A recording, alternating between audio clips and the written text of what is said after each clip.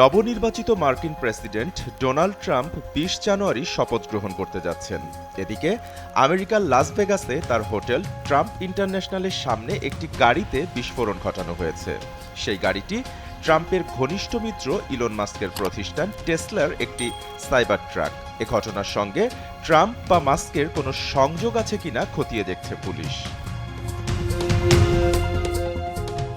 Million offer Walton fridge কিনে পেতে পারেন ২০ লক্ষ টাকা, রয়েছে কোটি কোটি টাকার নিশ্চিত উপহার। ১ জানুয়ারি স্থানীয় সময় সকাল ৮টার দিকে লাস ভেগাসে ট্রাম্প ইন্টারন্যাশনাল হোটেলের সামনে একটি টেসলা সাইবার ট্রাকে এ বিস্ফোরণ ঘটে। লাস ভেগাস মেট্রোপলিটন পুলিশের কর্মকর্তা কেভিন ম্যাকমাহিল জানিয়েছেন, প্রাথমিকভাবে এই বিস্ফোরণকে বিচ্ছিন্ন ঘটনা বলেই মনে করছে পুলিশ।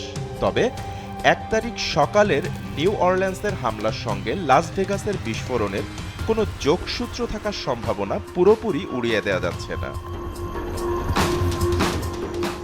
কেভিন জানিয়েছেন, টেসলার বিলাসবহুল বৈদ্যুতিক গাড়িটি থেকে জ্বালানি মর্টার এবং আতশবাজি পাওয়া গিয়েছে।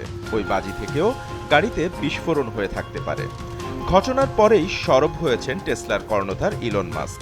তার অভিযোগ, তাদের সংস্থার গাড়িতে কোনো সমস্যা নেই, বরং এই বিস্ফোরণ আদতে জঙ্গি হামলা হতে পারে।